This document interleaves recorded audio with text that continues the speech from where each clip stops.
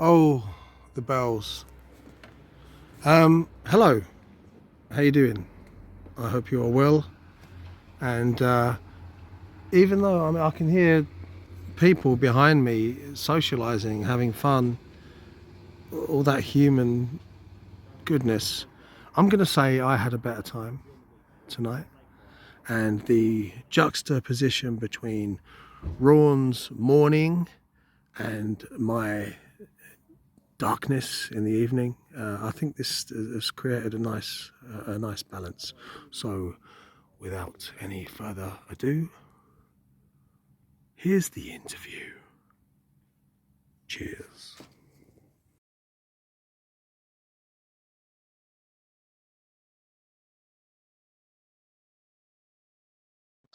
Okay, wonderful. We are recording, and welcome to the Broderick Wallace channel. But more importantly, welcome, Mr. Rawn Clark. Oh, thank you. My father used to say,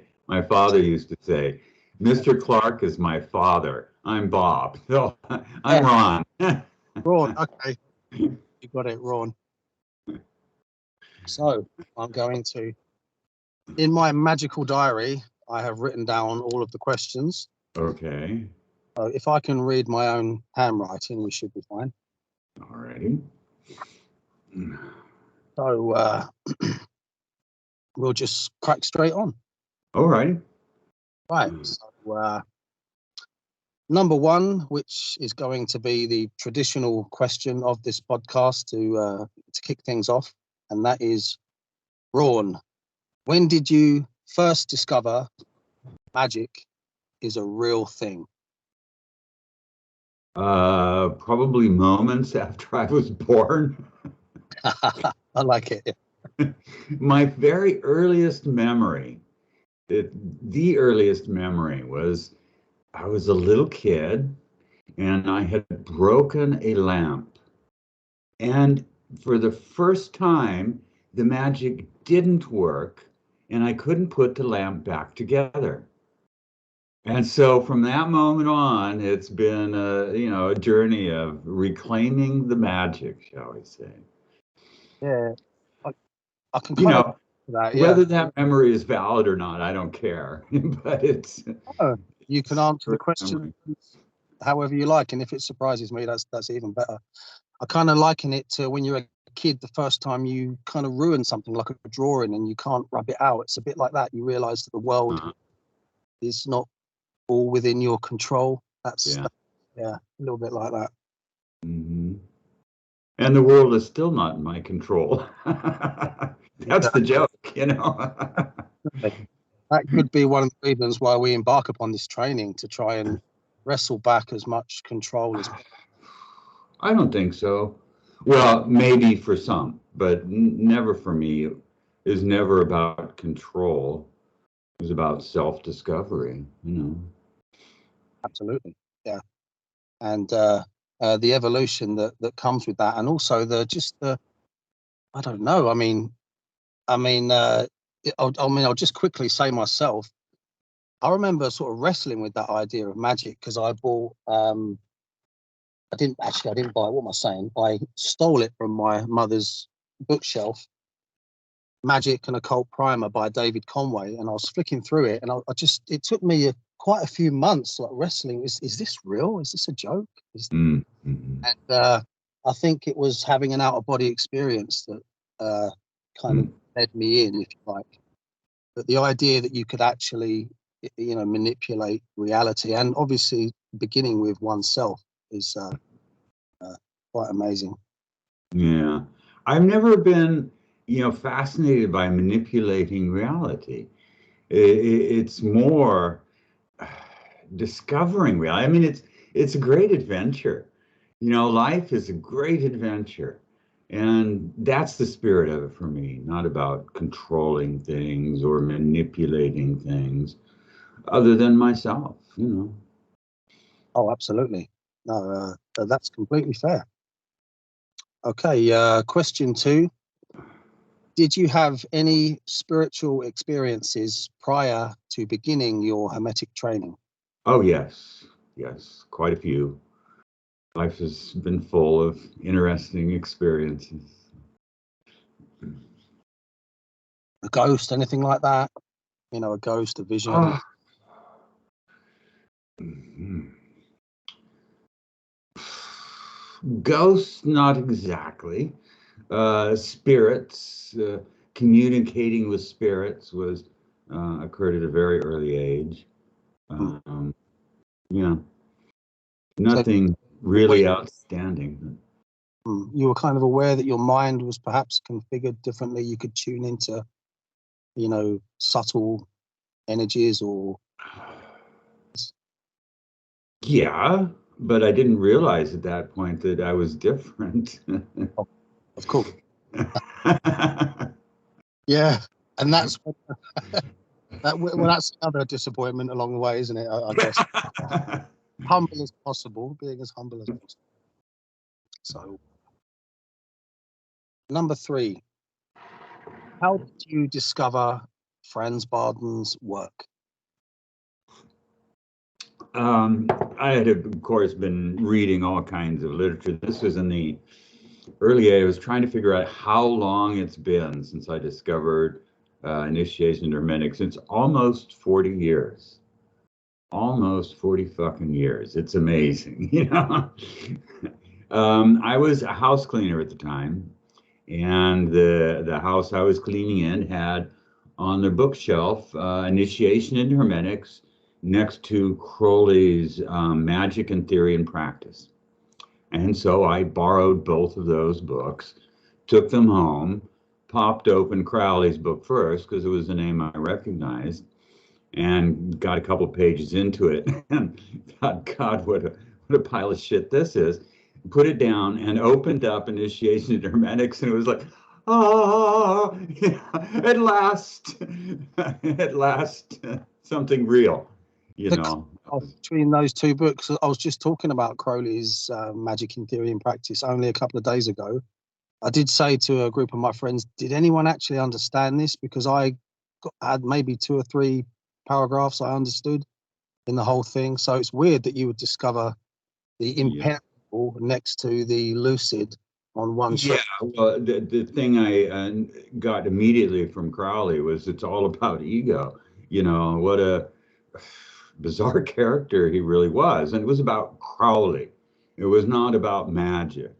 And Barden's book is about magic and about actual self-development, and, you know, on a very clear progression. So that's what convinced me right off.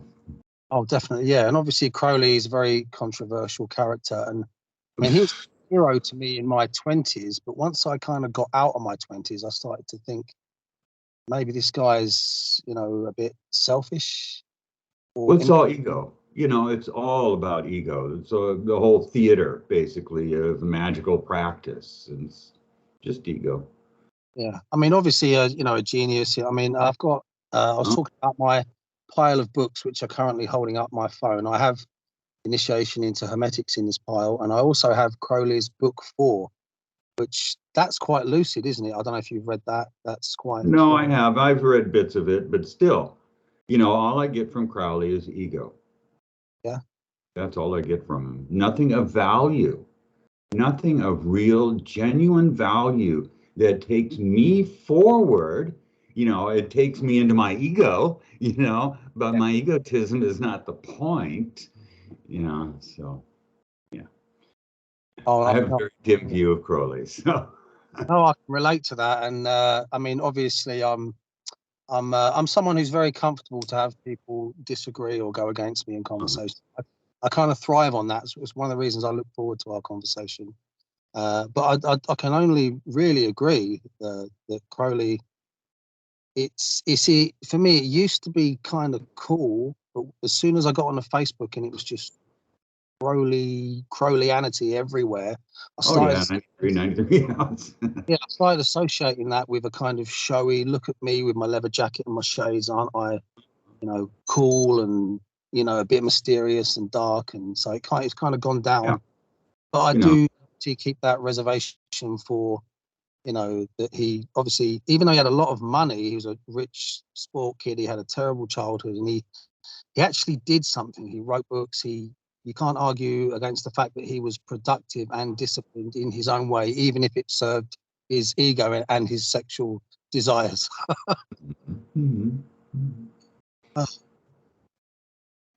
Sorry, right. To number 4. What was the impetus in deciding to undergo the training as laid out in initiation into Hermetics? It's so very demanding as a discipline, it becomes one's whole life. What was the trigger that convinced you of its veracity? Well, sort of my truth sense, if you will. You know, it was clear to me that Barden was speaking from experience and without ego, and presented a very clear path, you know, that I knew would be productive. So, and you know, I looked at my life at the time. It was in my 20s, and you know, I looked at it thinking, well, if I spend the next 10 years doing this, you know, I will have done something productive with my life and improved my life. Or I could spend the next 10 years just, you know, fucking off like I was before then. And, you know, in 10 years, I'd look back and I hadn't done anything. So I decided to do something. It was really very simple. It was just sort of obvious that Kind of this spoke to could be you done. from the reading. It literally spoke to you. This feels right. I'm going to Yeah. do. Oh, fascinating. Yeah, it was the first, Yeah. pretty much, and only book that really laid out a clear, concise, doable path that was not all about ego. Did you have a few failed attempts, or was it first time it worked? The first time I started working with initiation in Hermetics, my life was really chaotic, basically. And it took me a minute to get my shit together, you know, till I was in a place where I could really commit to it. And then the second or third go, I don't remember which it was the one that stuck. Oh, absolutely. But it was a pretty quick, you know, transition into really pursuing it from first reading. Oh, definitely, yeah. And just for the benefit of any listeners, you know, in contrast, my experience was trying it quite a few times and failing because of the discipline aspect. But it was actually me. Because of the what aspect? The discipline aspect. Mm-hmm. It was like meditation, morning, night, and although I enjoyed it, it needed something else to happen, and that something else was meeting someone who'd actually completed the book and kind of had my mind blown. Like magic and, you know, the occult, ancient history. This was always my, you know, my love, my passion, and I was pursuing magic anyway, but sort of quicker ways, if you like. I hadn't really considered the high magic route, but when I met someone who'd already gone through the book, I'd respect this person not to give details, but I had an experience connected with this person that convinced me, like almost like just flat out, like, oh my God, this is real. This is so real. So I couldn't pretend that I immediately. That's sort of a hurdle that everybody has to go through, that this is real, you know, because we're taught that this stuff is not real, that it's all fantasy, etc. But it is real. Yeah, all those years of programming in the opposite direction, it takes quite some. Well, much of this process is unlearning all the shit that's been pounded into us, you know, all of our lives. So. Absolutely. Right. Question 5. What is Hermetics? Do you have a definition? What would be your elevator pitch? Several years ago, 20 years ago, actually, I tried to write down what is Hermetics, and I was asked to define Hermetics. And it was a sort of a long, involved thing. it's really hard to put it into simple terms. Because the word Hermetics means different things to different people, obviously. It's not like the Hermetica, written supposedly by Hermes, etc. I think that really has very little to do with modern Hermetics, at least Bardonian Hermetics. Okay, so Bardon's Hermetics is basically a process of self-revelation. Everything in initiation into Hermetics is accurate and valid. It's true. Everything is true. And it's natural. See, that's the thing. Hermetics is really about reclaiming what it means to be a human being. It's kindergarten. Initiation into Hermetics is basically kindergarten. You're learning the alphabet, you're learning to count, you're learning, relearning what it means to be a human being. That's all. So Hermetics is a structured way of reclaiming that knowledge and those abilities. It's based on the elements, the 4 elements plus the 5th, the 2 fluids, the 3 worlds, physical, astral, and mental, and supernal. It's the basic structure of it. I'm not going to come up with a satisfactory definition of Hermetics for you. It reminds me, my teacher, Mr. Martin Fawkes, he's often made this analogy that when you kind of grow up, that's not it.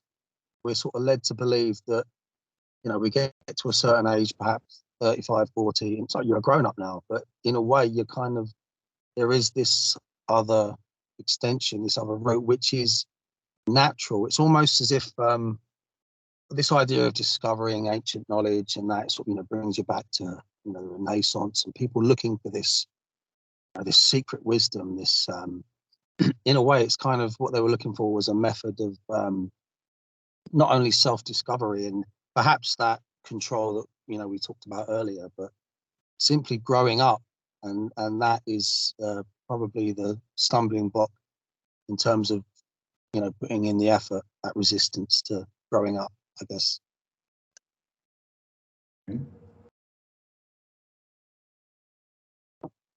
I'm struggling myself.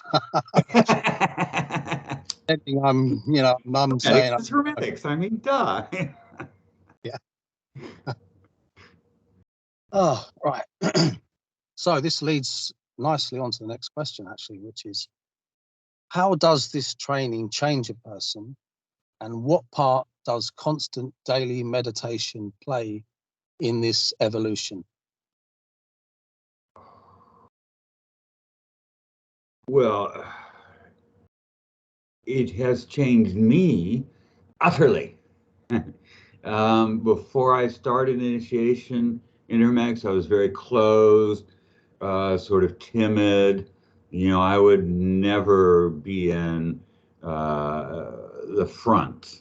I was always following, always behind someone else, shall we say. So I blossomed as an individual rather quickly, starting, the character transformation work. It's the essence right there. Yeah, it just changes you utterly. It changes how you approach the world and how the world approaches you. You become a participant as opposed to passive observer. Do you ever get this feeling, when you're in, you reach that, you've got over the kind of difficult stage with meditation, you're sort of 10 minutes in, and then all of a sudden the breath just drops in its regularity, like you stop breathing for a bit, and then all of a sudden in, and then slowly out, and then this will go on for a little while, and then you'll return back to normal breathing. Like in my mind and from conversations I've had, there's this idea that this is balancing the elements and changing your your mind, your soul, your brain, your whole system. Huh. I've never encountered Yeah. that before. Oh, No. smart freaky stuff then. It's just weird. Definitely. Weird with a Y. Yeah.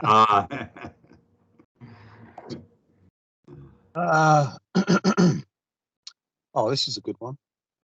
So number 7, what is the goal of the practice and what is adepthood?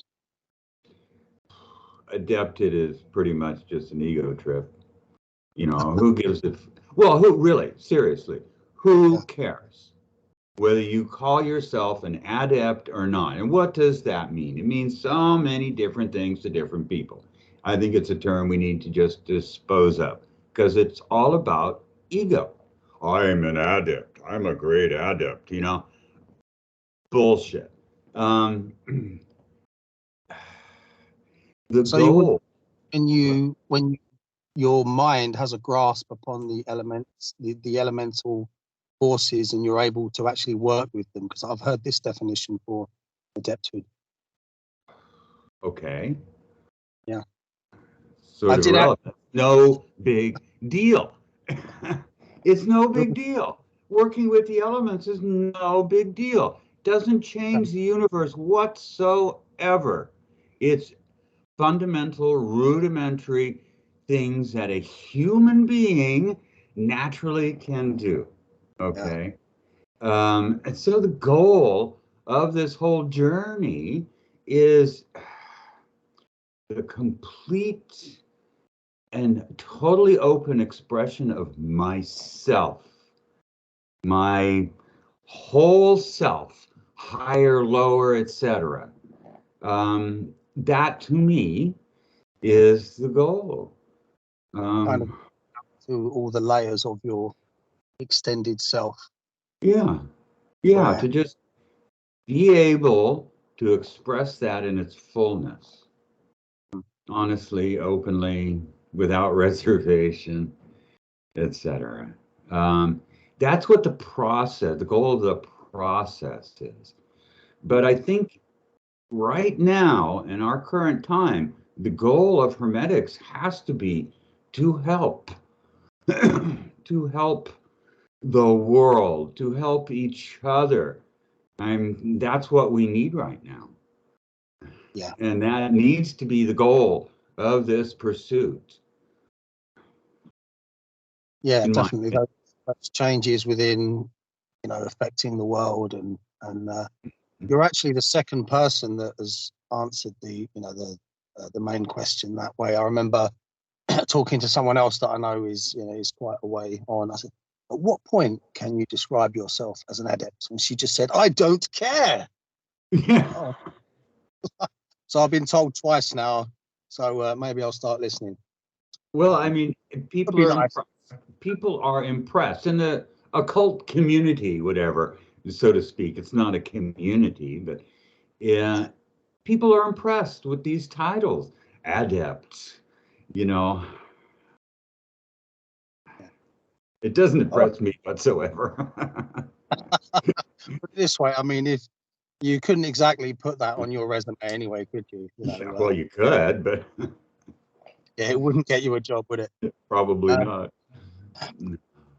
Right. So number 8. What is your spiritual / religious worldview? Do you have a concept of God, and is this important to the practice? I never grew up with religion. So fortunately, I don't have that programming to overcome. So things for me, are not contextualized with religion. So I have no religion. But at the same time, I'm very worshipful. I worship the universe, the one self, the I. So would you describe yourself? No concept of God for me. God is one of the worst things that happened to human beings, in my opinion. We're a religion, period. Because religion is all based on someone else's experience. You take someone else's experience for granted and as dogma, and then you make all your moves based on that. To me, that's wrong. To me, it's all about personal experience. You know, what is my experience of the cosmos? That's the only thing that matters, is what our own experience of things is. And that's the beauty of initiation to Hermetics. It's about your bloody experience. You know, it's not about Barden sitting there and telling you what to believe. You know, he gives you the tools by which you can figure things out for yourself and discover things yourself. And so, to me, religion is useless. It's destructive. I mean, people kill each other for this shit. You know, it's just crazy. And look at the world that it has created. The world that is killing itself is what religion has created. So I discard all that stuff and just experience the universe for what it is. And it's beautiful. Yeah. It is beautiful. And that fills me with awe and worshipful awe, you know? Yeah. The aliveness of everything.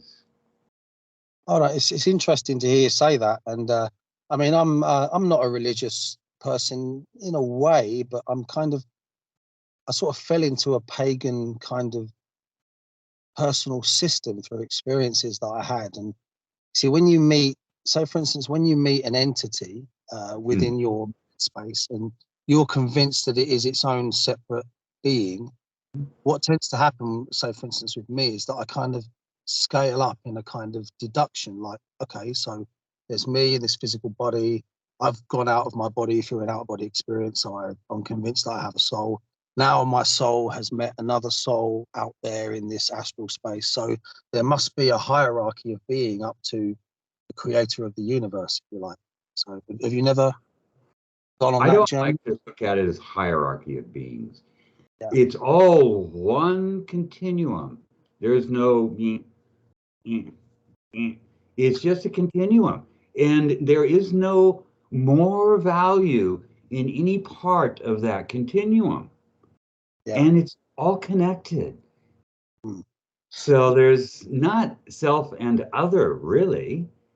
You know, at the higher levels of awareness, it's not self and other, it's just all self, different aspects of self.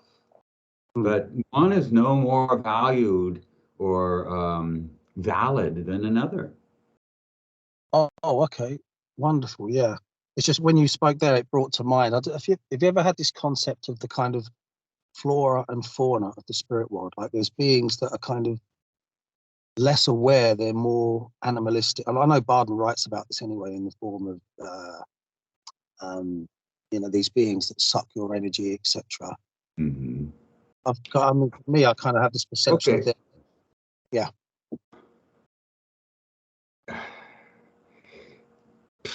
That's not really the way I look at the universe, not the way I experience the universe. Let's put it that way. Oh, don't worry, I'm just a miserable sod. Everyone else has to. Right, okay. All right, where were we? Number 9. Moving briefly onto the matter of step 1. Do you believe that the vacancy of mind exercise brings you into contact with divinity? I think we've already answered that one. Is this a mystical exercise? Do you have flashes of visions or visitations from intelligences within this void space? It's step 1. I did not. Step 1, the vacancy of mind is no big deal. It's not something, well, step 1 is the only step in initiation to Hermetics in which Barden defined the amount of time to be spent on an exercise, and it had to do with creating the soul mirrors. And he said 1-2 weeks at the most to develop your white soul mirror. Yeah, I mean your black soul mirror, to make the list of character traits. And logically, step one should last no more than 2 months at the very most. 1 month is the ideal amount of time. For all three of or four of the meditation techniques to learn them. They're introductory. In step one is an introduction to these techniques that you will continue using for the rest of your days. You know, you're going to be continuing with the vacancy of mind exercise, with the single pointedness, you know, with the constant self-awareness throughout the day. So, in step one, no, I didn't have any fabulous experiences with the silence. I had just begun to that version of the silence, the emptiness. So it was later in the steps that the emptiness really opened up and became more than just what one thinks of as an empty space. No, that's completely fair, and gets me thinking. There, you were talking about, see, these first three exercises of step one. Say, for instance, when I do my evening practice, I will do 10 minutes of watching the mind and then recalling all of that in order. Then 10 minutes focusing on one specific concept without distraction. Then 10 minutes of complete vacancy. And I feel like, oh, now I'm set up for whatever I want to do next. I've covered all the basics. Is that similar to your experience or practice? Well, there are 4 regions, if you will, of the mental body. Just like there's 4 regions of the astral body, which you discover in your mirror work, and 4 regions of the physical body. You know, the legs is earth, the gut, water, air, and fire. So the mental body has 4 regions as well. And all of those are touched on in step one. You're being introduced to all 4 regions of your mental body.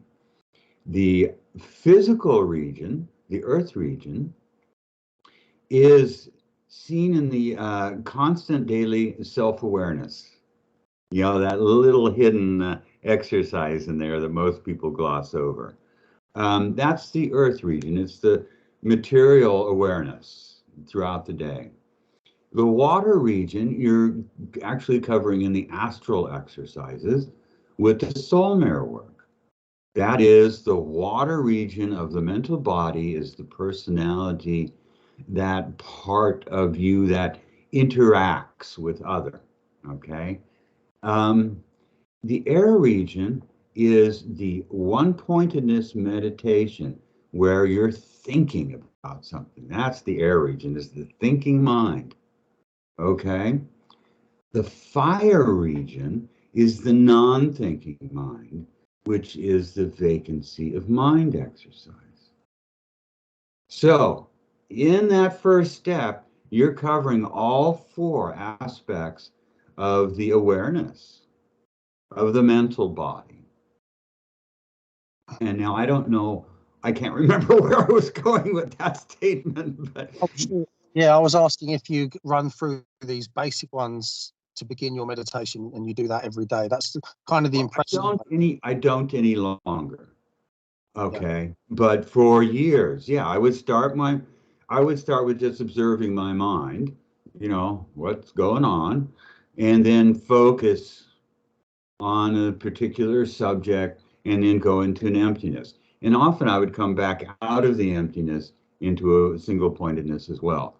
That's a very valuable thing, to take your single pointedness into the emptiness, let it percolate as it will, and then come back to single pointedness, and you'll find a great expansion on what you were focusing on. But yeah, I mean, that's a habit, a routine that needs to be established and done twice a day, you know, every day. That's I like the idea of the concentration on one fixed concept or point. It could be a scene or, you know, a symbol or whatever you choose, and then just excluding thoughts. And then that energy that is just directed and disciplined, you just move that straight into vacancy. That's quite a nice idea. Uh-huh. I benefit from, you know, looking at it that way. Something else you said in one of your videos that has sort of influenced my practice as well is the idea of tuning into silence. I think that's quite a Oh yeah, that's what the vacancy, that's the entry into the vacancy of mind is, okay, you're focused on something in your one-pointedness exercise, so then you're just shifting that focus to silence. That's all you're doing. It's no great thing. You know, it's easy. The three mental exercises, they're all connected. So your first focus is on your brain, observing your brain, detached observation of your brain, what's going on today. But it's the detachment that's important there. The second exercise, you're shifting that focus. You're now deciding where your awareness is going to stick, and you stick it on, you know, an idea and contemplate, think about it, use your thinking brain, and then you stick your focus on silence, you know, that complete inner silence. But it's not really silence as we think of it, silence. So. Oh, definitely. And it's, see, description is a problem with this. And so you're, to a larger degree, you're the person that has to judge whether you've done vacancy or not. And Oh, yeah. You can't be judging it while you're in there. You can't be, and it's amazing what the mind will start these tricks that it will come up with. You know, it's and you have to just tune into that silence, but without thinking that you're tuning into the silence. Yes. Or like in the one-pointedness meditation, it's, you know, just being, committing yourself to being in that one-pointedness, not thinking, okay, I've done 3 minutes. Okay, I've done 4 minutes, you know. Yeah. Keep the count of, you know, how long you're focused is actually very destructive. It's not good. Yeah. You have to let go of everything in a way. Uh-huh. No, I do. Yes. So much of this work is about letting go and just doing it, you know, letting yourself do it without all these expectations and preconceptions. You know, those are, I think, the main reason that people end up quitting in step 1, step 2, step 3 is their preconceptions, their expectations are unreasonable. And they get hung up on the expectation and not the actual experience itself. Oh, yeah. That's what teaches us. In Seshen, we have a kind of statement that we make before we go into meditation where we kind of say to ourselves, right, all that stuff going on in my head, that can wait. I will get back to it later. These things that are important to me are in my heart. They're not going anywhere. Nothing matters. And then you will say, right, I'm going to do this, and I'm going to do that, and this is how it's going to be. And then you kind of go in, just as a little aside on that. Right. Well, the next one, I'm not sure if you've already answered this. Why do people so often struggle with this void exercise? Is it really that hard? So I guess you've... Well, yeah, it's because of the expectations and preconceptions. I think it was Bill Mistel who said something like, you know, the exercises in step 1, you have to be a Zen master to accomplish, you know,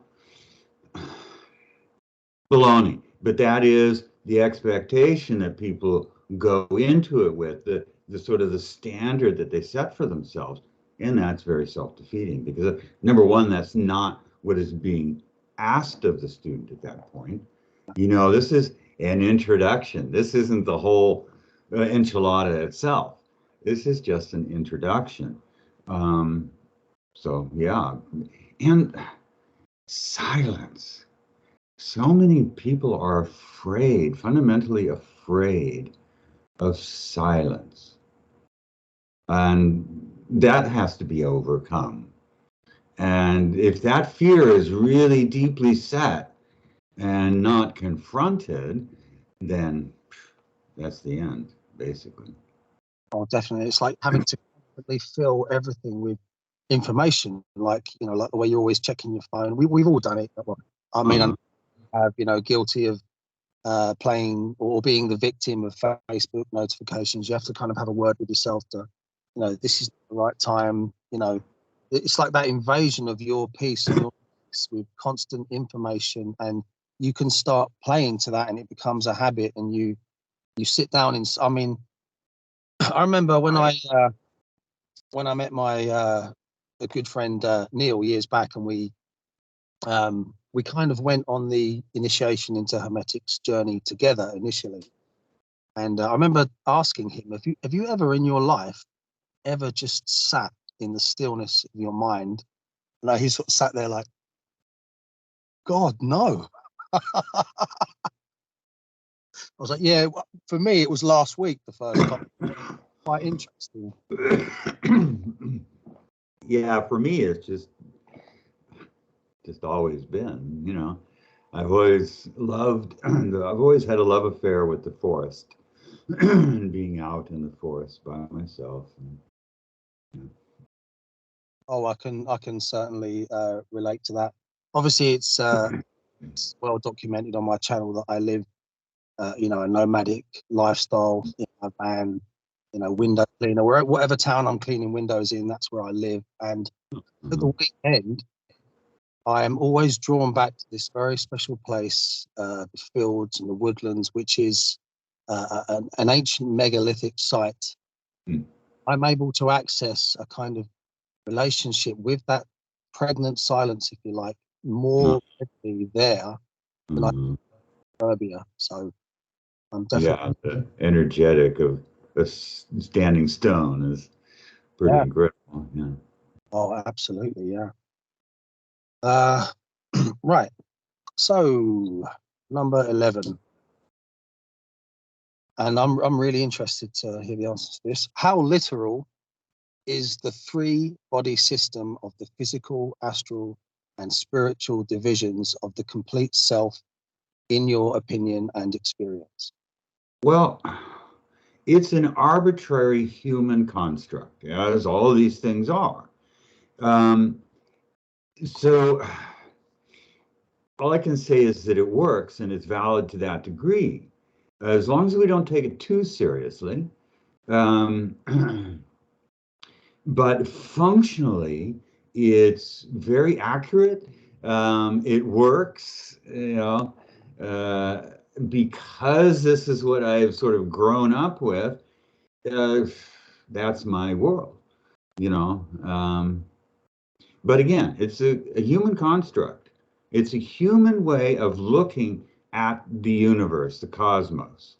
And it happens to work because it's a fairly accurate observation. But again, it's a human construct. So. But, you know, I can separate my three bodies or four bodies. So, you know, it works. It's functional. It's accurate. Oh yeah, I'm sort of intrigued by this. Did you say supernal body? Was that the word you used? Yeah, the non-sequential eternal aspect of self. I would call that the greater self, which is connected intimately with the I, the one self. But yeah, so there's the three aspects, you know, physical. Well, it's actually the other way around. There's the supernal self, the eternal self that exists beyond that separating veil, some people call it, between the sequential realm in which we live and the non-sequential reality. Okay, and in there is the greater self, sort of at the end of that, because the greater self gives birth to the temporal realm, the sequential realm.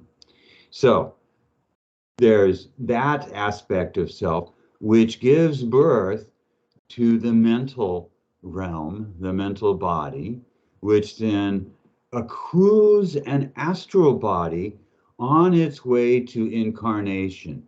The astral is intermediary. It exists only because we have a physical form. Okay, so there you go. No, that's fascinating. I like the idea.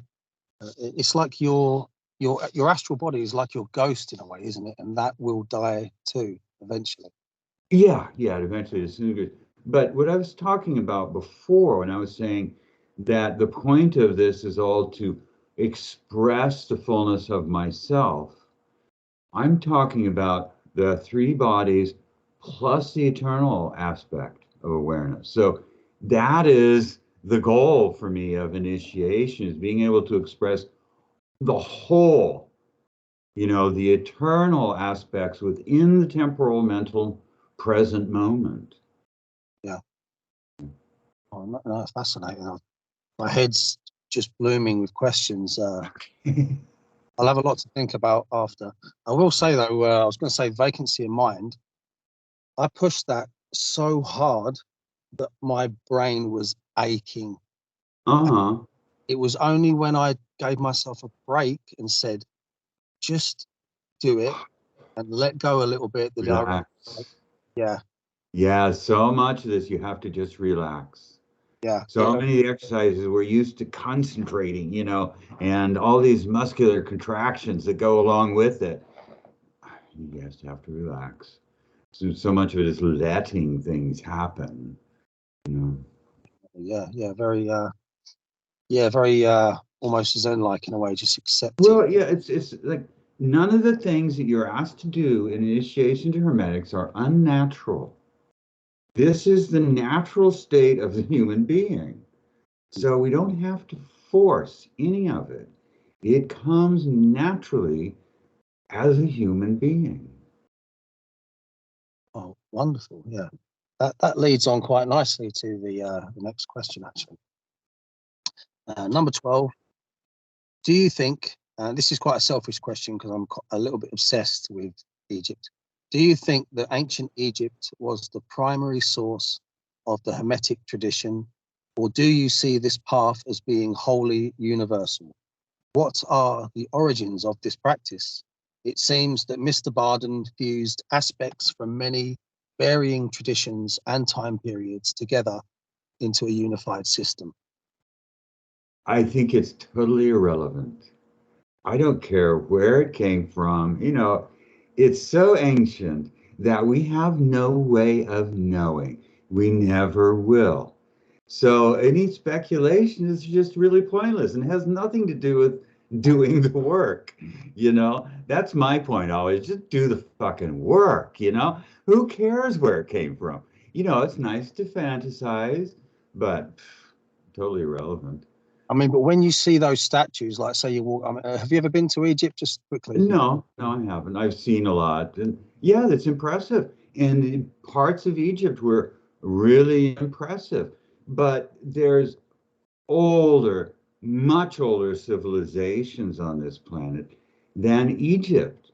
So Egypt got their impetus from these older civilizations that predate the end of the last ice age, which is really when Egypt started to come into existence. I love to hear you say that. I mean, I'm a big fan of Graham Hancock, Robert Bevell. I just saw his special on TV. Yeah, I'm very schooled in that kind of way of looking at things. And yeah, well, and he's right. I mean, it's obvious that he's right. So it is obvious, isn't it? Yeah. It's yeah. obvious. Yeah. I mean, I remember standing at the Sphinx and looking at the rainfall weathering in the enclosure. It's just, you just feel it. Like, of course, this didn't come from nothing. There's a legacy. And when you introduce these amazing achievements in terms of engineering, stone pots and just just all of it, basically, the really ancient stuff. You got statues that's so. Yeah, the problem is that we tend to evaluate these past civilizations on the monuments that they've left, on the architecture that they've left. Yeah.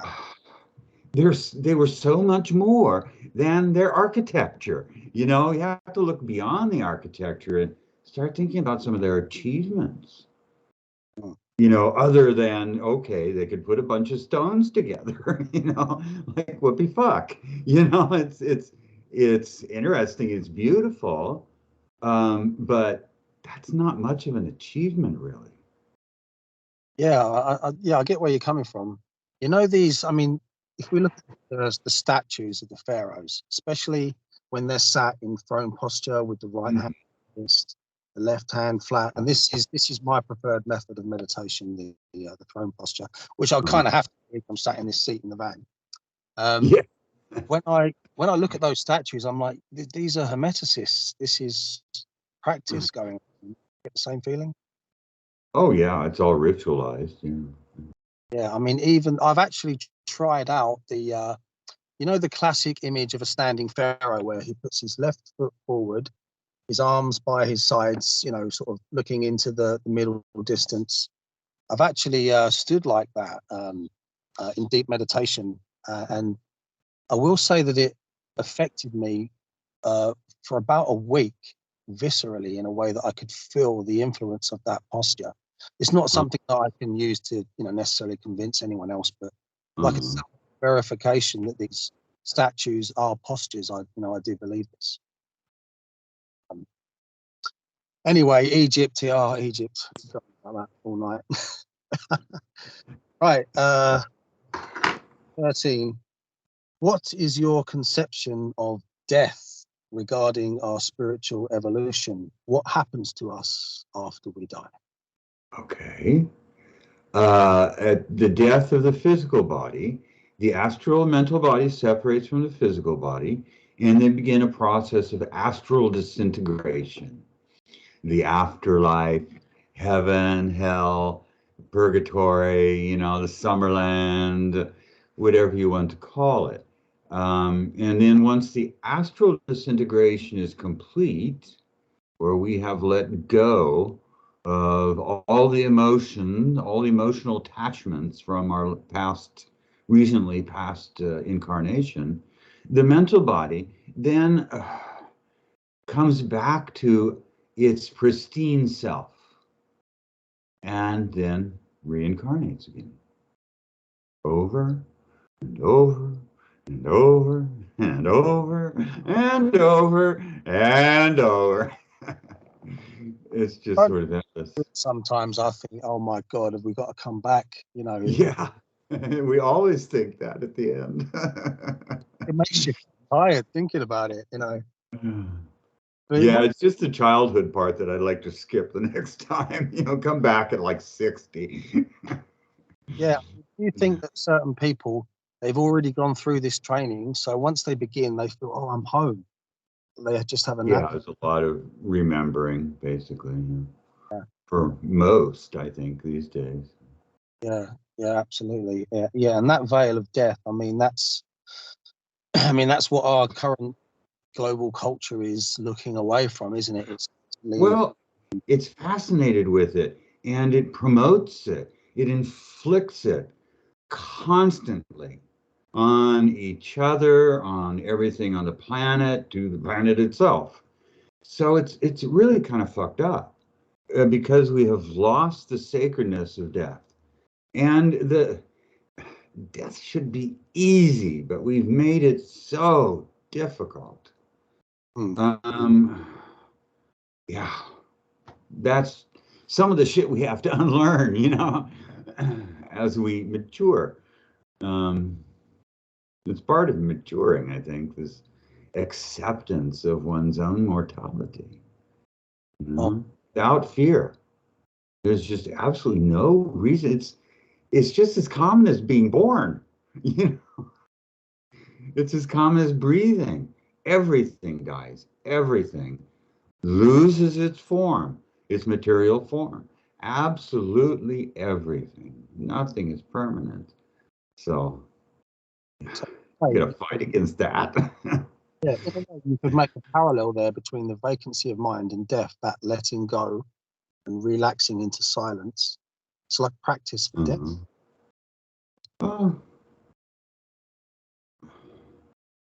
I suppose. That's my character. That's what happens when you spend all your evenings in darkness and the English, you know, surrounded by Yeah. angels. Right. So number 14.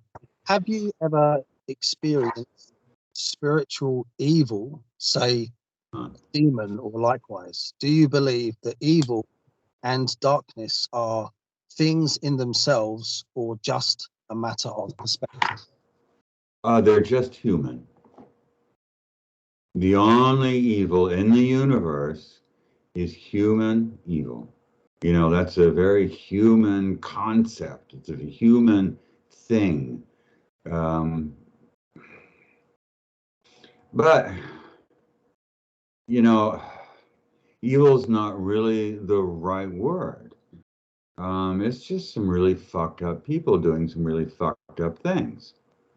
You know, we can call it evil, but is it? Or is it psychosis? Yeah. You know, but I don't see evil as being anywhere else other than in the human heart and mind. Nothing in the universe is evil. So you've never had that feeling where maybe you were walking somewhere or it was in the night and you just felt this presence that was malevolent. You've never had that kind of just a feeling of like attacking or something. At the times that I have, Yeah. I've stopped and, you know, investigated. Like, what are you? Why am I feeling this way? And it's always turned out to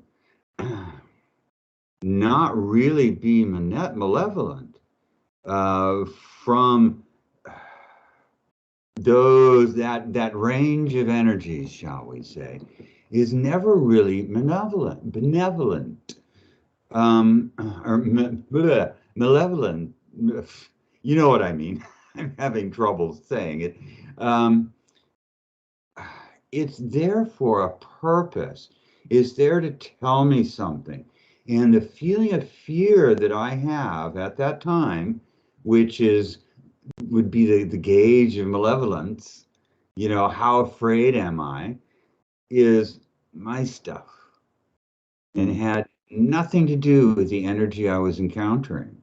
But, you know, what I brought to it is, oh, I have to be afraid. But the energy itself was not fearsome in itself, you know. And that is what I find over and over again. The only place that I experience that real genuine malevolence is in other people. Yeah, good point. You know? Yeah. Oh, absolutely. Yeah. Right. Number 15. Who or what are the gods of the ancient world? Do you believe they exist as either forces, sentient beings, or a mixture of both? Again, they are arbitrary human constructs meant to give, well, as humans, we have this habit of anthropomorphizing everything we don't understand as a means of coming to an understanding of it. And that's valuable at first, but it has to be discarded because these aren't human forces that we're trying to describe. So the ancient gods are descriptions of cosmic forces that go under a billion different names and always have, because that's an individual human projection, basically. They have the gods that have been worshipped, have built up an astral presence because of the worship. You know, the sort of an astral solidity formed by the energy of the worshipers. That's very common. I mean, that occurs in all cults, you know, the cult leader, etc. Political leaders, you know, it's a very common thing. It's automatic, you know, that builds up for any person or thing that is, given that focus of attention. That is the natural consequence, this astral presence. So the gods, the ancient gods especially, were worshipped, not like this modern day go to the church once a week kind of worship, but, really worship. So they were given huge amounts of energy and, have a very strong, to this day, a very strong astral presence.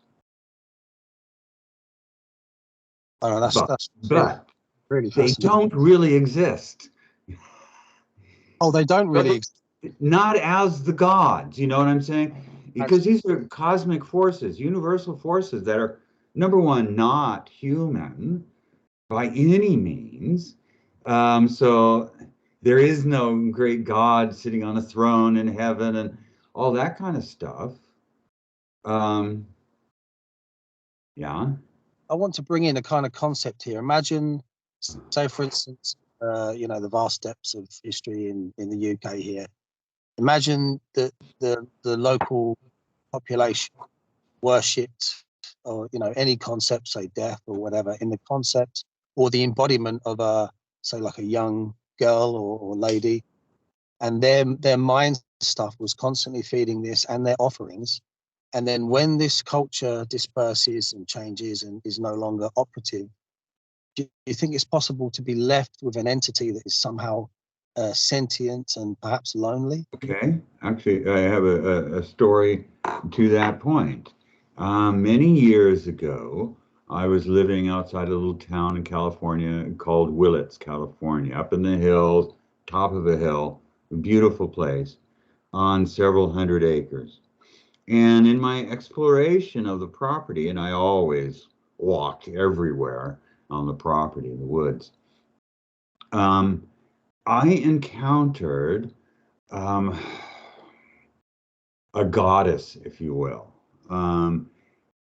a local deity that was worshipped hundreds of years ago by the Aboriginal natives of the area.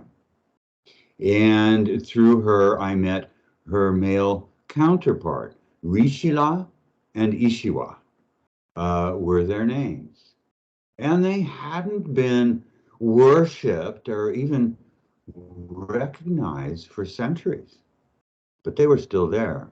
So I made little totems for them and a wand for Rishila and oh God, what did I make for Ishiwa? I forget now what I made for Ishiwa, and began honoring them once again. So they were always there, because they're universal forces. It's just the personalization of them remained, that astral remnant of that personalization, which is a valid way of connecting as long as you don't stop there, The symbol is not the thing. And we can't that's one of the things about Hermetics. We don't deal with just the symbols. We always want to penetrate beyond the symbol to the thing itself, because that's where the real magic is. That is really fascinating to hear you talk about that. And I've had a very similar experience, actually. And sometimes I've had to kind of check myself, like, am I become very emotionally attached here? It's interesting to hear you talk about, the symbol. But it is, see, when it comes with these visceral emotions and, you have the understanding and the belief that this does exist outside of you, it's very difficult to kind of to not feel compassion and a sense of responsibility towards these beings. Yeah, but in Hermetics, we have to have emotional discipline. We have to be able to experience the emotion and then separate from the emotion from being centered in the emotion itself. Because otherwise we are, directed by our emotions, and we don't really want that. It's okay sometimes if you're aware that that is what you are doing. It takes intention. Emotions need to be intentional to really be true, lasting things.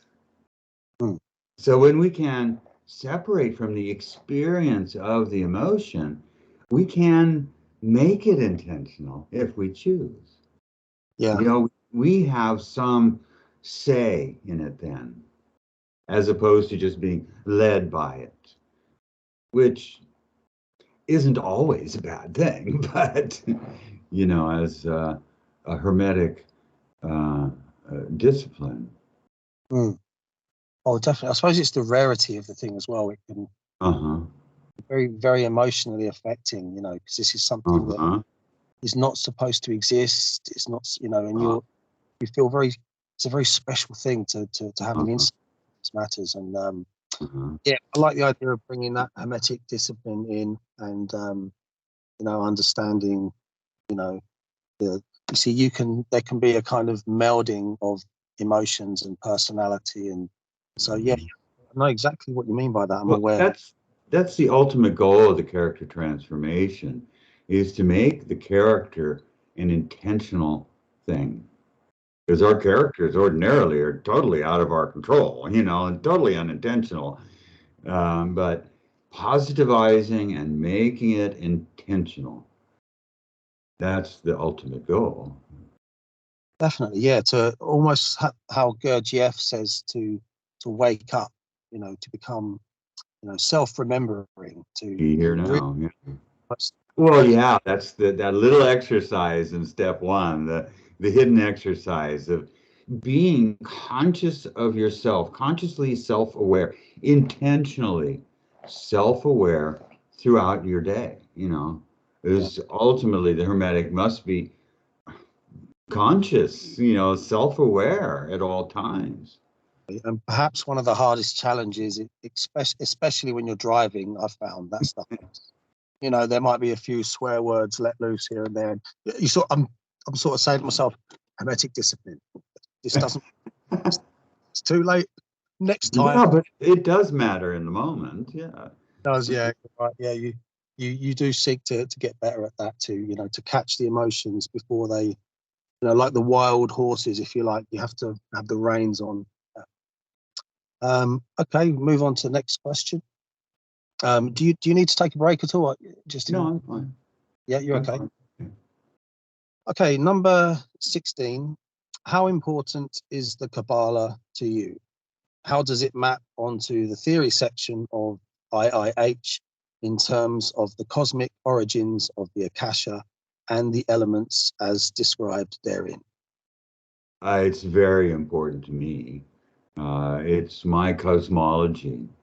For me, it is the map of the cosmos.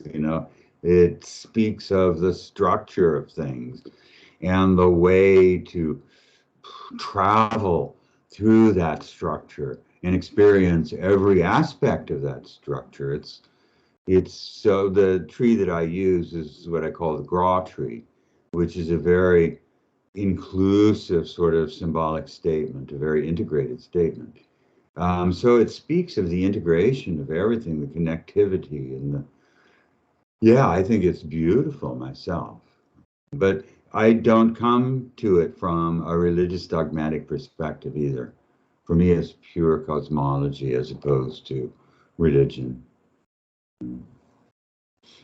Yeah, the Kabbalah is such a beautiful thing. And my introduction was Dion Fortune's The Mystical. That was my first book too, which, looking back now, it's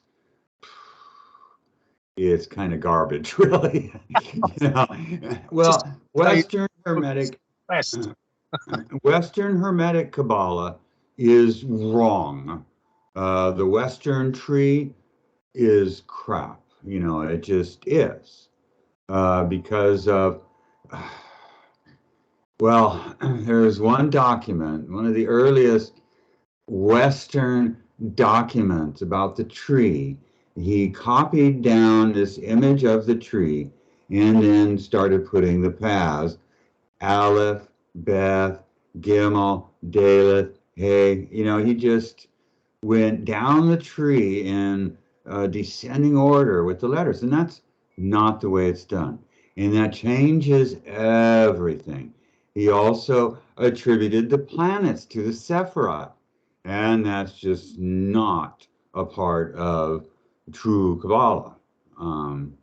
So the Western Hermetic tree, if you toss that out and look at what I call the Hebrew tree, which is the same shape as the Western Hermetic tree, but has the actual distribution of the paths in the way that they were intended, and or the Gra tree, which is a slightly different image. There's also the Ari tree, the Luriatic tree, etc. There's all sorts of different arrangements of the Sephiroth. But that's just me and my rant on Kabbalah. Oh yeah, that's great. I'd like to hear, enthusiasm for these subjects. And Kabbalah, it's a little bit like tarot. You can kind of see what you want in a way, but it's also amazing because of that fact. It's kind of amazing. Like it contains everything. So, for instance, say you had Kether, and you decided that was the Akasha, this kind of headless origin, this nothingness. And then you go straight to, I'll probably get the pronunciations wrong, Shokmar, that would be the fire element. Then you go to, obviously, Binah, water, but you'd have air stretching between them as this kind of relation. And then for me, it's like I'm seeing the elements birthed through the Kabbalah like that. And it's like, wow. But it also seems to sort of relay the idea of the Big Bang as well, that you have this expansion, and then it's, eventually it's going to kind of, through gravity, come back, It's amazing. You can see so much, whether you want to be highly spiritual or just... Yeah, people have read all sorts of things into the Tree of Life, definitely.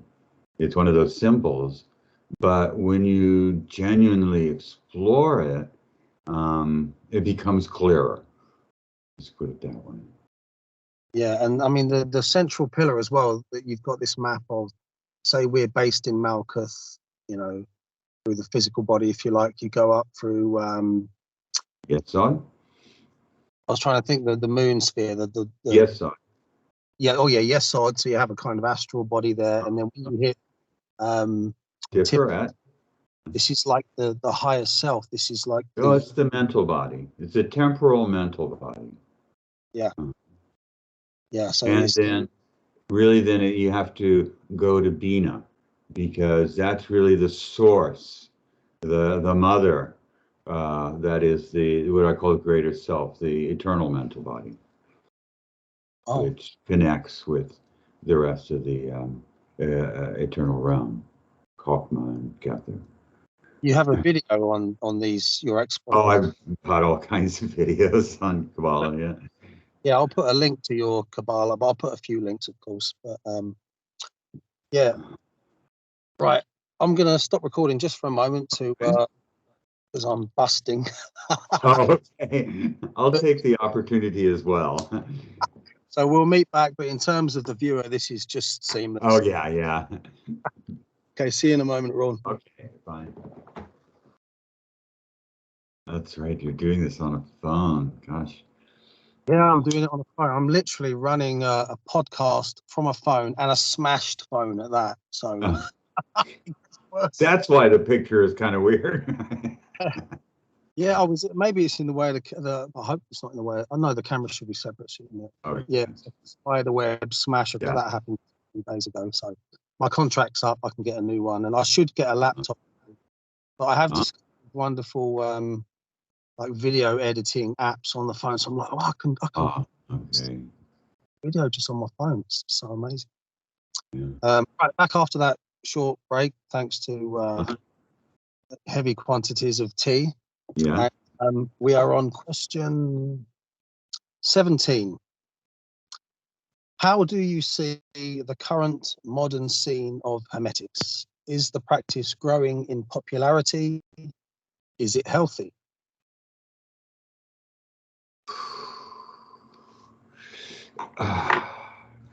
I think it's growing, but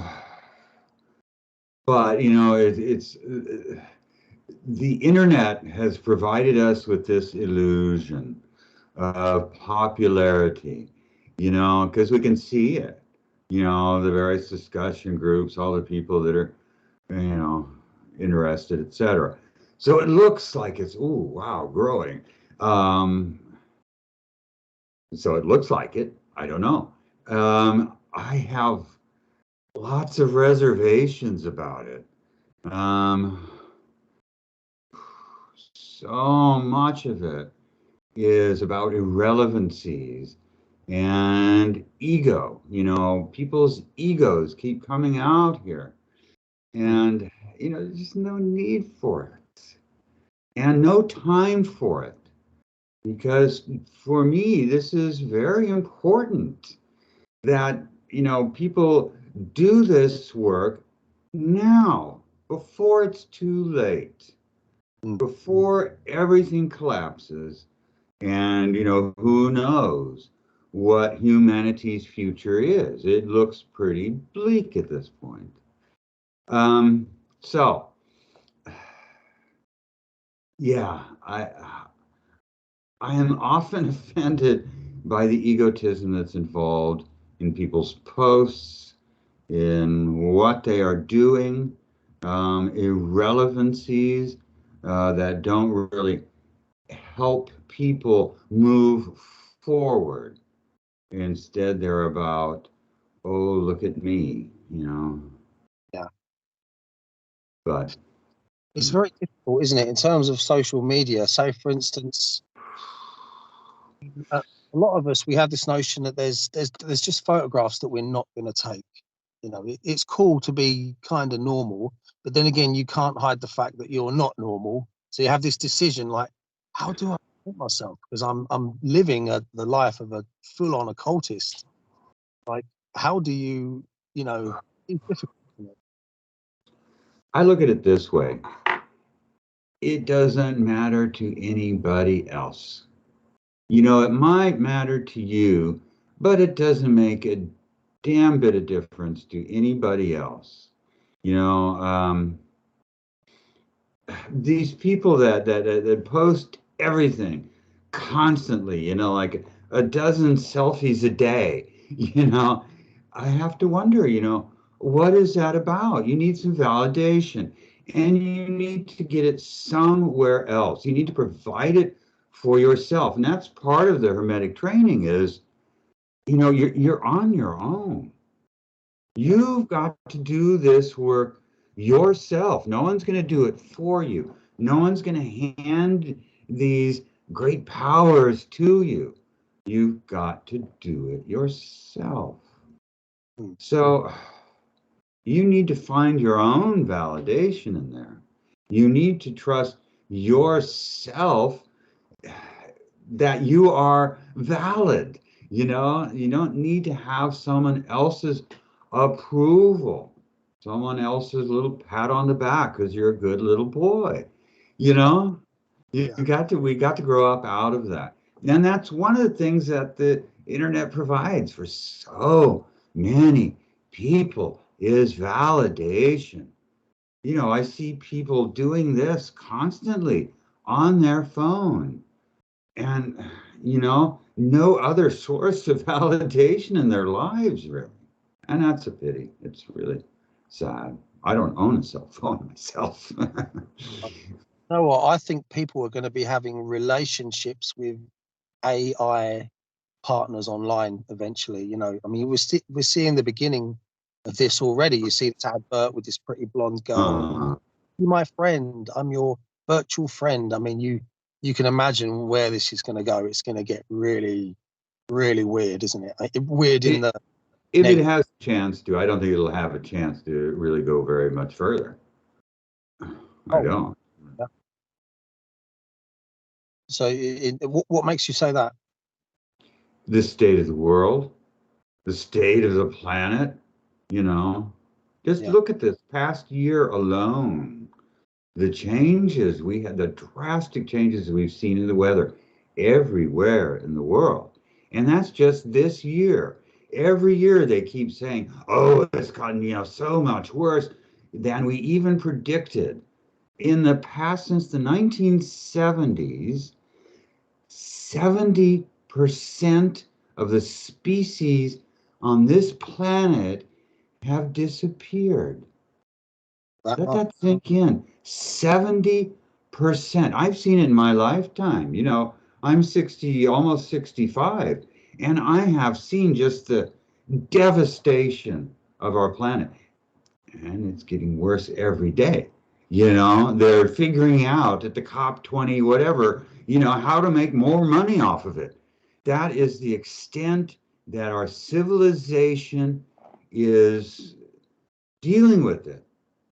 And, so many times in the past, there have been these natural disasters which have exterminated almost totally the human race till there's very few left. And then it's come back. We're at that sort of nexus right now where in very short order, we're going to be whittled down to a very few. So, that's my point about, do the work, do it now. Time's wasted, time is short. And what we need are true human beings who remember what it's like, what it means to be a human being, who can then recreate, or, who can heal to some extent, at least, what we have done. Yeah. I guess I'm kind of pessimistic. I do have this kind of attitude that it's like a great big circus going on, and there's just these individuals that are trying to spiritually evolve up against the odds, if you like. I do have a kind, and I do think to myself, well, the human race is going to go extinct at some point. Whether the sun will explode in a kind of supernova by that point. Well, that's billions of years away, but this is much more immediate. I do tend to think, I do. It's all that time alone in the evenings. The extinction of humanity. Yeah, time warp.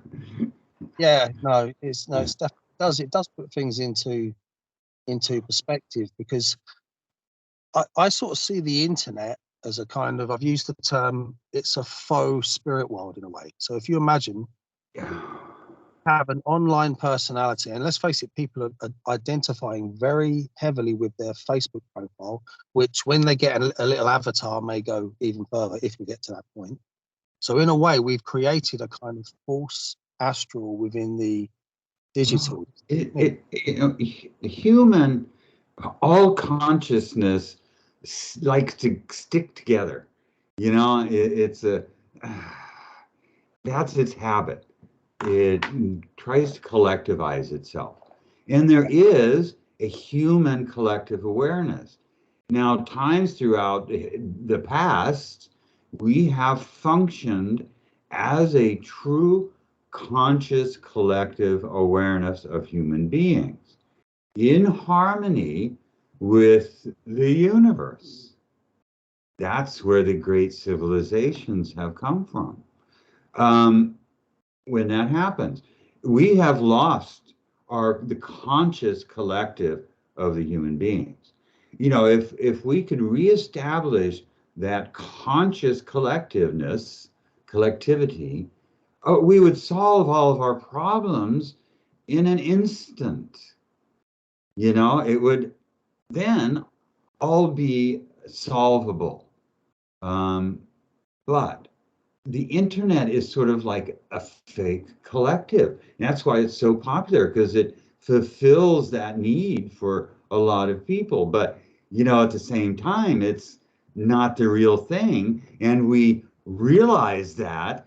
And, we've got all these psychological problems because of internet addiction, It's almost on the phone, kind of. of the Akashic record, it's like the internet is a kind of Akashic record, a digital one, where you get to be immortal on it, if you know what I mean. But perhaps there is a real, well, I mean, obviously people like us, I'm assuming, you know, yourself, but we would say that everything you do matters and it echoes within this timeless, you know, creation, if you like. So in a way that the internet is becoming a false version of a real database that we exist in.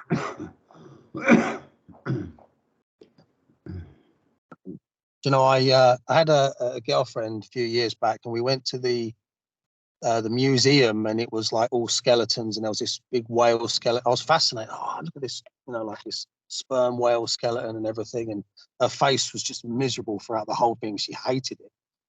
As soon as we got back to the hotel room, she made a Facebook post, having fun at the museum, and you know, I was like, yeah, it's a fake world. It really is. we were there, but online, it's like you enjoyed it.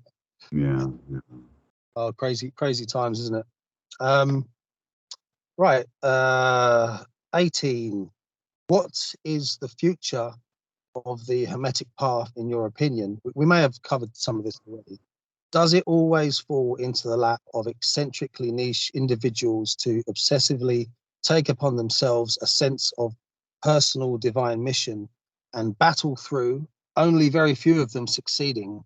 Or can you envision prestigious Hermetic schools of the future flourishing in the background of regular society? Long, that one. I think it's a mistake to evaluate ancient civilizations based on our current experience of existence. So I envision a time when Hermetics will be irrelevant. It will simply be like in the past, when we simply were human beings. And as we were growing up, you know, we were introduced to what it means to be a human being and to participate in the universe, to nurture the universe, to respect the universe, without this special thing called Hermetics, you know. So that's what I hope for. I don't know in the mundane sense what the near future holds. I sort of doubt there will be any big schools developing. You know, what's a big school? 1,000 people on the internet seems like a lot, but there's 8 billion of us on the planet. It's nothing. That's what I was saying about the false image that the internet gives us about the popularity of anything. You know, it's at best gauged in millions, which is still nothing. So, you know, who knows? Right. And it's obviously, I'm picking up on things that you're saying a lot, like to be human, you're saying that a lot.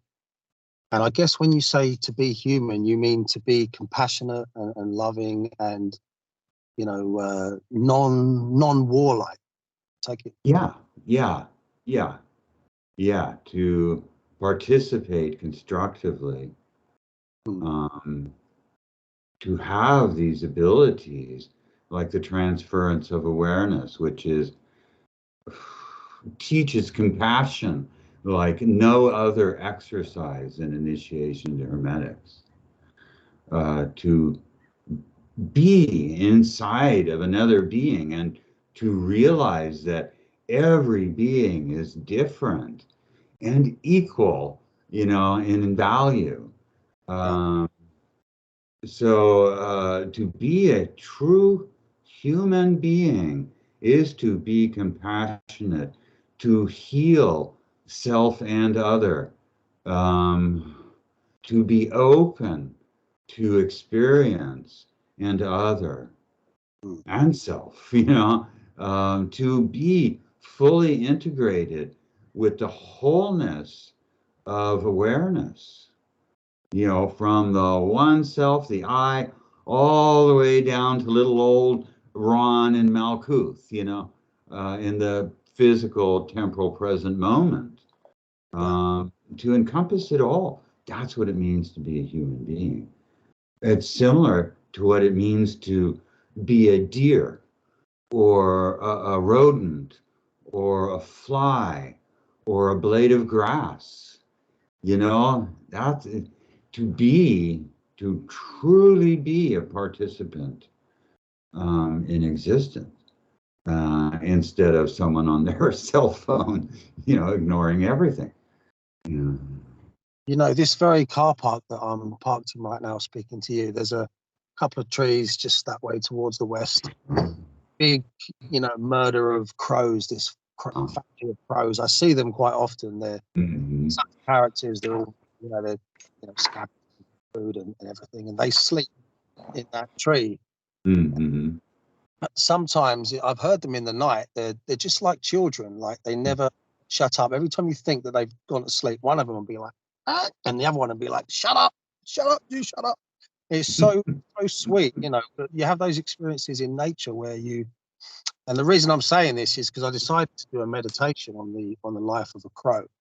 And I did feel that sense of compassion with the struggle for life, the raising of children, predators, all this kind of thing. It was quite emotional, yeah. Yeah, so I think you see this notion of love as well.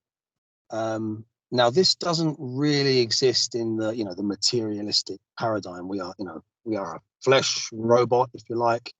You know, our feelings are just, you know, brain chemicals reacting. It's, you know, that really hardline view.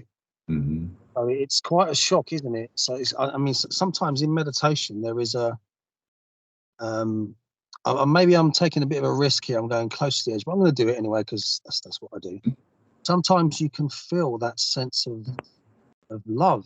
At least I do, a sense of spiritual love there, and it's quite shocking, that sense of what I experience it as, not, I don't put it in the human term. Love is again one of those words that means a billion different things to each person. What I find in the universe is that the universe cares. It doesn't care about me personally. It's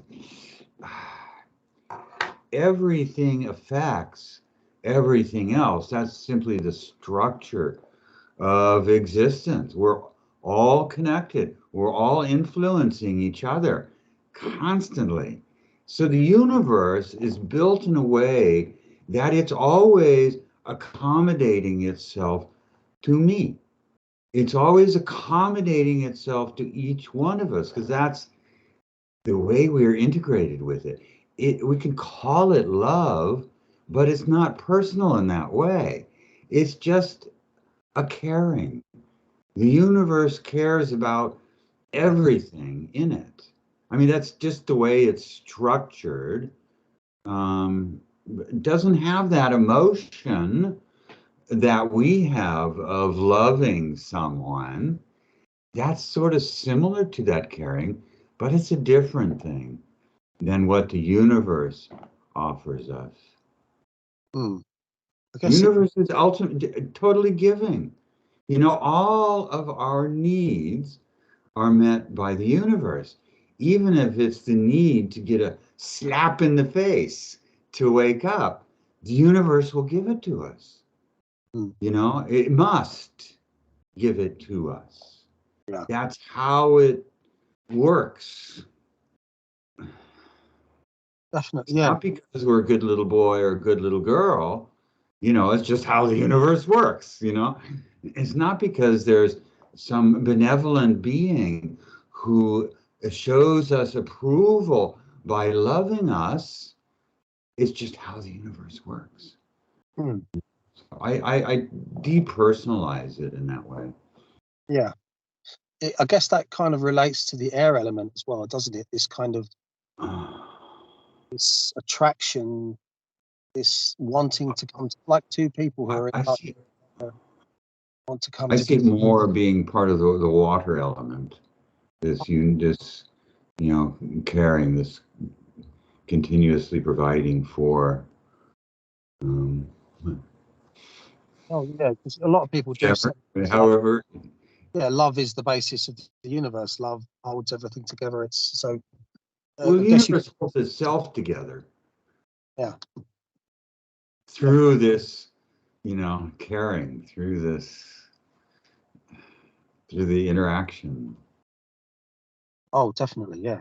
And I can say, I've been a bit cantankerous in my time, and I've, through the act of, taking up in a really disciplined and structured way,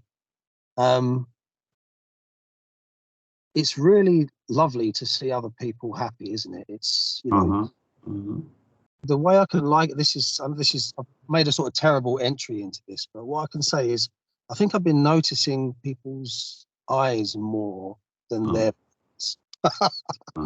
what I mean. Within, yeah, it's it does have that effect, and yeah, so I think that ties in with the idea of becoming more human. I think lovey-dovey. One of the greatest and easiest forms of magic is making people smile. Just make someone smile. That's powerful magic. It has incredible repercussions. Yeah, I couldn't agree more. Yeah.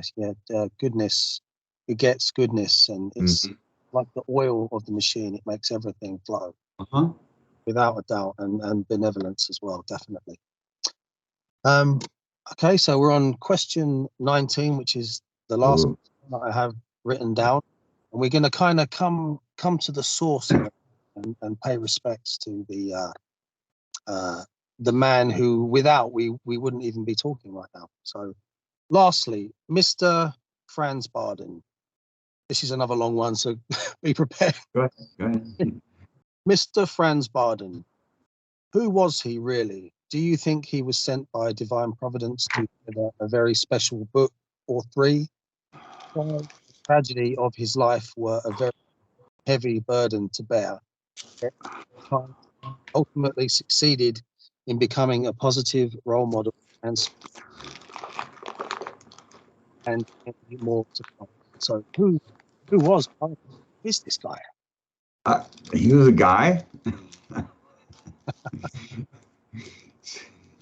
The worship of Franz Bardon sort of sickens me, actually, because he was a guy, he was just a human being like everybody else.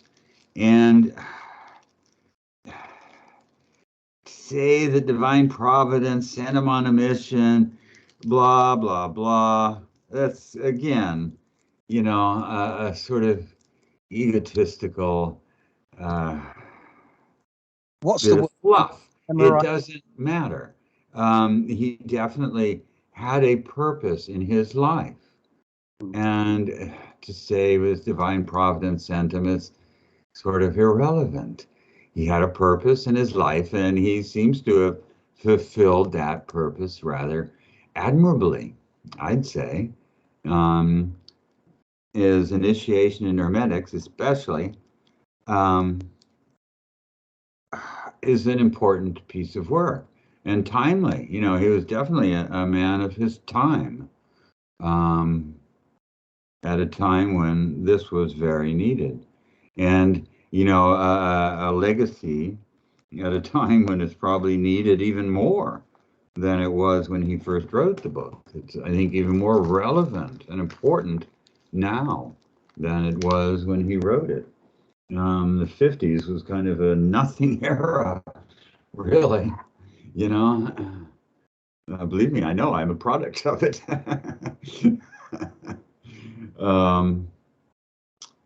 So he was just a cool guy. Yeah, because you see the book itself, Initiation into Hermetics, sometimes I feel that it has a kind of destiny, a kind of power, like it's a kind of spell that wants to exist. Well, yeah, all books of this sort are. We write them to accomplish something, Yeah. and how much they accomplish depends on their relevance and their veracity, you know, and so to my mind, at least, you know, it's an important work, and he accomplished this important work, and that's to be admired, you know, but not to be worshipped, you know, Master Aryan and all that kind of stuff, you know, is irrelevant in my mind. You know, Bardon was a cool dude. I wish I had met him, you know. Oh, definitely. Yeah. You know, actually, yeah, I was thinking this just the other day. So what would it be like just to sort of meet eyes with Barden? You know, this guy that is such a strong figure, you know, within your life. But the funny thing is, I will say, you know, I belong to the Seshen School of Hermetic meditation, and sometimes me and the other students have said to each other, "It's funny, I haven't thought about Barden in such a long time because we're too busy doing the work. Uh-huh. Thought about Barden for weeks on end. I haven't even given him a second thought, you know." So I do know what you mean by that, but That's the biggest honor we can give him, yeah, you know, is to fulfill his legacy, you know, yeah, to do the work that he described and take it further in ourselves, you know, because like I said, this is just kindergarten, you know. There's so much after initiation in Hermetics. There's the whole universe, you know. oh, absolutely, yeah, yeah. And no, I really like the mixture of the very down to earth, you know, iconoclasm mixed with a kind of also reaching for these really high ideals of humanness. So I think Uh-huh. a real nice balance there. And it's been a pleasure, you know, to have your company digitally. Hey, And so I want to thank you so very, very much for this my interview. pleasure. It's been fun. Yeah, absolutely, Rawn. And so yeah, I'll wrap things up there. And hopefully this has given people out there many concepts to mentally chew over. Hopefully something of value. Yeah, sure. Okay, sir. Thank you so much. Thank you. Uh-huh. Bye-bye. Oh, what happened? Did I just act? Oh no, someone else. Oh, sorry, I had a shock there. I thought, did my torch just activate someone else's car? Yeah, you've got special powers. Oh, no worries, mate. So I'm just making a YouTube video, excuse me.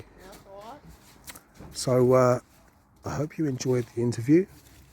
I definitely most vehemently did.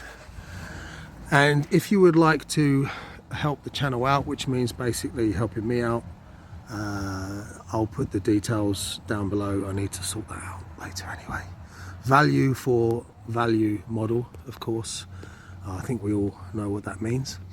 But the most important thing is the information, the path, and that feeling of community and shared ideals. Even if we can disagree, we can have a laugh. We can be human about things, and yeah, a good night was had by all. Okay, I'll see you for the next one.